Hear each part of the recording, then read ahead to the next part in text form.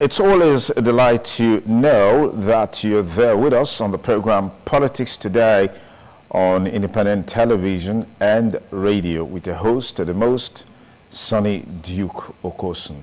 Much obliged to have you join us as always. Let's get right into our package for today. On Thursday, the Supreme Court gave a landmark ruling on financial autonomy for local government council, bringing to an end the age-long emasculation of local government councils by state chief executives.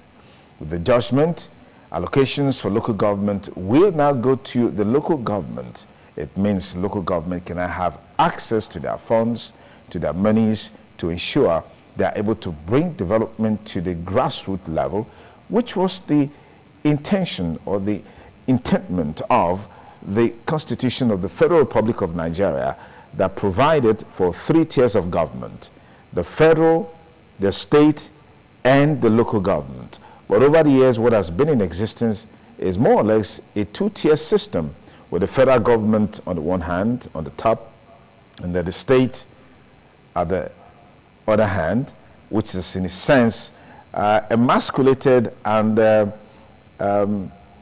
absorbed the local government councils into governance with the states and local government joint account. Sometimes I really wonder, what was the intention for having the states and local government joint account, which is a platform backed by legislation which the state chief executive have been using over the years to undermine the local government council. One of the major challenges that they don't have access to their funds to be able to drive development, and that has stifled and stagnated development at the local government council. But some are also saying that as ancillary to this landmark judgment by the Supreme Court, we should also have the Independent National Electoral Commission conduct elections for local government councils. Until and unless that is done, whatever has been done by the Supreme Court will just be a mirage. Only time will tell how they will respond to this issue in the first instance in terms of the compliance with the landmark judgment by the Supreme Court.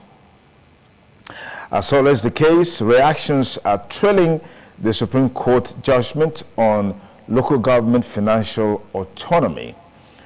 First, I want to look at today on the program is by a senior advocate of Nigeria, Chief Mike Ozekome, who has come out to say this judgment that has been gotten from the Supreme Court means that states who are operating with caretaker committees can't have access to their funds. According to him, in his interpretation, the judgment clearly stated that once you don't have a constitutionally elected executive at the local government council, you can have access to funds. He actually went ahead to list councils in states like Abia State, Rivers State, and a host of other states that are currently operating caretaker committees that won't have access to funds anymore. Only time will tell how all of these will pan out. But we know from history that it's been a tradition where state chief executives have literally taken over governance and administration of local government councils, all to the point that the appointment, the administration, and what have you at the local government council level has been completely taken over. And that we've seen even in the conduct of elections. Elections they just go in one direction. If you have a particular party in place, everyone that wins the election comes from that party. But I recall that in 1999 or thereabout in Edo State, we had other parties like the ANPP coming on board, and I think other political party who actually made tremendous impact. But as time went on, even those who won on those platforms eventually found themselves in the PDP, as it were. That's quite interesting, So let's see how this will pan out. Now, Mr. President, talking about Bola Ahmed Tinubu, is of the opinion that Even though every now and then we point accusing fingers at the federal government for not doing what is supposed to be done to ensure that life is more meaningful for the people, he is of the opinion that we need to hold state chief executives accountable. As far as he's concerned, he said something that struck me in this video we're going to play you. Before elections, we go to the local government councils.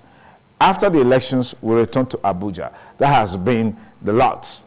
Governance and development at the grassroots level, at the local government level, is literally prostrate. And at the end of the day, nothing seems to be working there. So this, we must commend Mr. President for this judgment by the Supreme Court, which we believe will go a long way to turn things around for the local government councils. But let's take a listen. Dear brothers and sisters, yes, I am in charge here today, but you are running a constitutional democracy. I will appeal to you to summon the governors.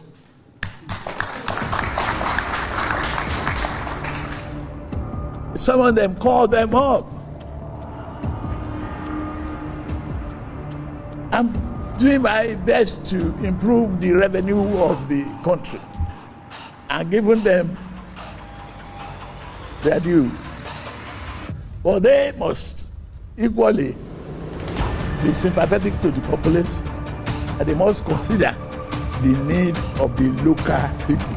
People reside in the local government. People are in the local community.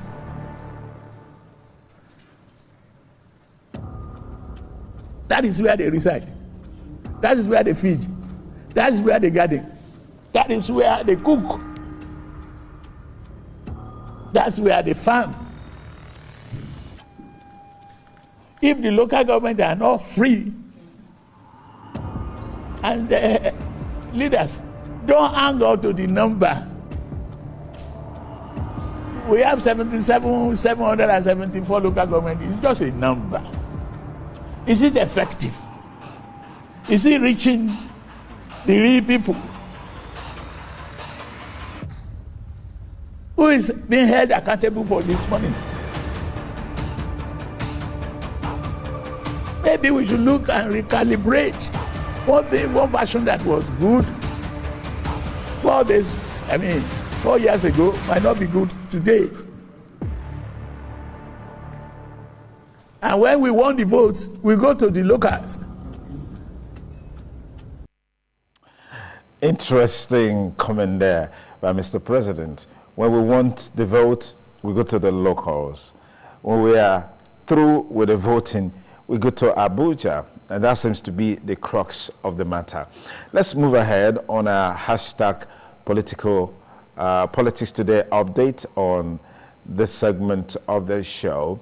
The PDP at the national level is alleging that the APC's candidate for Edo State governorship election, talking about Senator Monday Akpakomiza Okpewolo, is ineligible against the background of what they allege to be some irregularities with his voting status.